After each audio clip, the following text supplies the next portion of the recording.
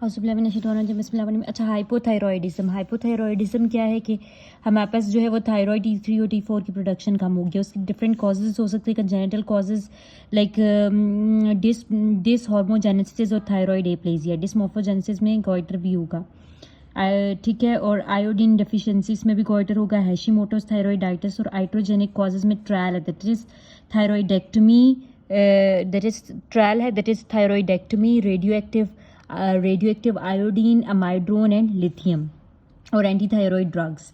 और Hashimoto's thyroiditis ये एक ऑटोइम्यून डिजीज़ है, मोस्ट कॉमन हाइपोथायरॉयडिज्म की कॉज है वो हैशीमोटोस थायराइडाइटिस। इसमें क्रोनिक लिम्फोसाइटिक थायराइडाइटिस भी इसको हम कहते हैं। बेसिकली इसमें होता क्या कि हमारे पास HLA-DR3 और HLA-DR5 जीन्स जो हैं उनमें म्यूटेशंस आती हैं, उससे रिलेटेड है। तो क्या होगा हमारे पास जो है वो, जब इनमें कोई चेंज आएगा तो जो थाइमस है वो ज़्यादा T4 और टी हेल्पर सेल्स और टी किलर सेल्स प्रोड्यूस करेगा। टी हेल्पर सेल्स जाकर बी सेल्स को प्लाज्मा सेल्स में कन्वर्ट करेंगे और प्लाज्मा सेल्स एंटीबॉडीज सिक्रीट करेंगी। कौन कौन सी एंटीबॉडीज? एंटी थायराइड पैरोक्सीडेज एंटीबॉडी, ठीक है, एंटी थायराइड पैरोक्सीडेज एंटीबॉडी और एंटी थायरोग्लोबुलिन एंटीबॉडीज, ये दोनों पॉजिटिव हो जाएंगे, ठीक है। और इसमें ये दोनों एंटीबॉडीज अब क्या करेंगे? एंटी थायराइड, ठीक है, एंटी थायराइड पैरोक्सीडेज, ठीक है, एंटी थायराइड पैरोक्सीडेज एंटीबॉडी और एंटी थायरोग्लोबुलिन एंटीबॉडीज, ये दोनों जाकर थायराइड ग्लैंड पे बाइंड करेंगी और T3 और TSH को बाइंड नहीं करने देंगी, T3 और T4 कम हो जाएंगे। तो हैशीमोटोस थायराइडाइटिस में हाइपोथायरॉयडिज्म होता है। इसमें और कॉम्प्लिकेशंस और बाकी के जो HLA-DR3 या DR5 से रिलेटेड हैं वो भी इसकी कॉम्प्लिकेशंस में हो सकते हैं, like diabetes type 1, myasthenia gravis और एडिसन्स डिजीज यानी कि ऑटोइम्यून एड्रीनलाइटिस। इसके अलावा B cell non Hodgkin lymphoma भी। क्लिनिकल फीचर्स जनरली क्या है? हमारे पास वेट गेन होगा despite decrease appetite, cold intolerance, fatigue, skin fatty, dry skin, dry hair, alopecia, ठीक है। हार्ट पे हमारे पास क्या होगा? डायस्टोलिक हाइपरटेंशन होगी। न्यूरोलॉजिक हमारे पास कार्पल टनल सिंड्रोम आ जाएगा। रिप्रोडक्टिव में मेनोरेजिया, इंपॉर्टेंस, इनफर्टिलिटी, GIT में कॉन्स्टिपेशन है। डायग्नोसिस हम थायराइड फंक्शन टेस्ट कराएंगे, ठीक है, थायराइड प्रोफाइल जिसमें TSH का लेवल 0.5 से 5 होना चाहिए, T4 का 4 से 12 और T3 115 से 190 होना चाहिए, ठीक है। अब इसके लेवल T4 T3 के कम हो जाएंगे और TSH बेसिकली अगर हमारे पास प्राइमरी हाइपोथायरॉयडिज्म में T4 T3 दोनों के लेवल कम हो गए लेकिन TSH बढ़ जाएगा। सेकेंडरी में हमारे पास क्या है कि जो सेकेंडरी में हमारे पास पिट्यूटरी ग्लैंड से TSH नहीं रिलीज होगा तो TSH T3 और T4 सारे कम हो जाएंगे। टर्शरी में हमारे पास क्या होगा कि हाइपोथैलेमस फेलियर है और TSH T3 T4 इनमें सारे के सारे डिक्रीज हो जाएंगे।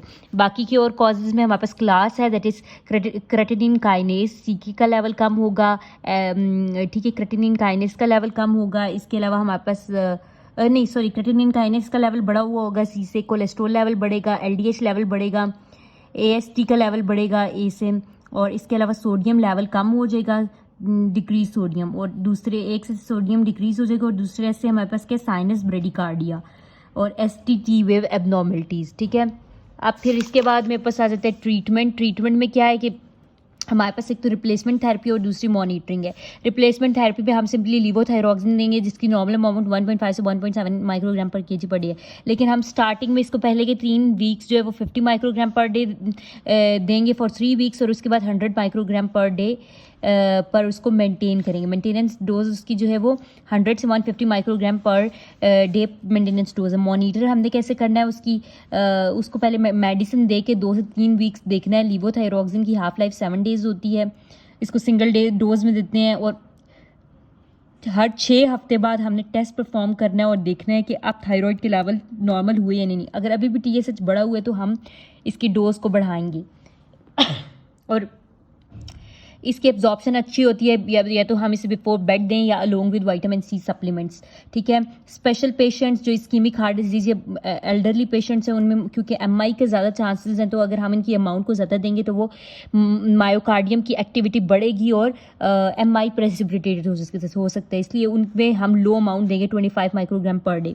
प्रेग्नेंट वीमेन में क्योंकि हमारे पास थायरॉक्सिन बाइंडिंग ग्लोबुलिन जो है TBG थायरॉक्सिन बाइंडिंग ग्लोबुलिन, ठीक है, थायरॉक्सिन बाइंडिंग ग्लोबुलिन की अमाउंट जो है वो बढ़ जाएगी, तो वहाँ पर थायरोक्सिन ज़्यादा बाइंड हो जाएगा, फ्री में थायराइड जो है वो कम हो जाएगा। तो हमें थायराइड की अमाउंट 25 से 50 माइक्रोग्राम इंक्रीज़ करनी पड़ेगी to maintain the normal TSH, ठीक है, टू मेंटेन नॉर्मल TSH, ठीक है।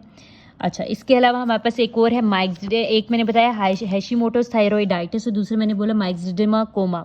माइक्सडिमा कोमा जो है ये भी हमारे पास सवियर हाइपोथायरॉयडिज्म की एक और कॉज है, लेकिन ये बहुत रेयर होती है, ये एक मेडिकल इमरजेंसी है, 50% मोर्टैलिटी है इसमें हमारे पास क्या होता है कि सारा कुछ हाइपो हो जाता है, हाइपोथर्मिया होगा, हाइपोथर्मिया, ठीक है, हाइपोथर्मिया होगा, ठीक है, हाइपोथर्मिया हाइपोग्लिसिमिया, ठीक है, हाइपोथर्मिया हाइपोग्लिसिमिया, हाइपोनेट्रीमिया हाइपोटेंशन, हाइपोवेंटिलेशन, और CSF पे हमारे पास प्रोटीन और प्रेशर दोनों इंक्रीज हो जाएंगे। ट्रीटमेंट में हम देंगे THA, that is try iodothyronine, ठीक है, T3 try iodothyronine hydrocortisone 100 microgram, और ए से हम दे देंगे एंटीबायोटिक्स। सो T3 थायरोनिन हाइड्रोकोर्टिसोन, ये से आ जाते हैं एंटीबायोटिक्स। Thank you.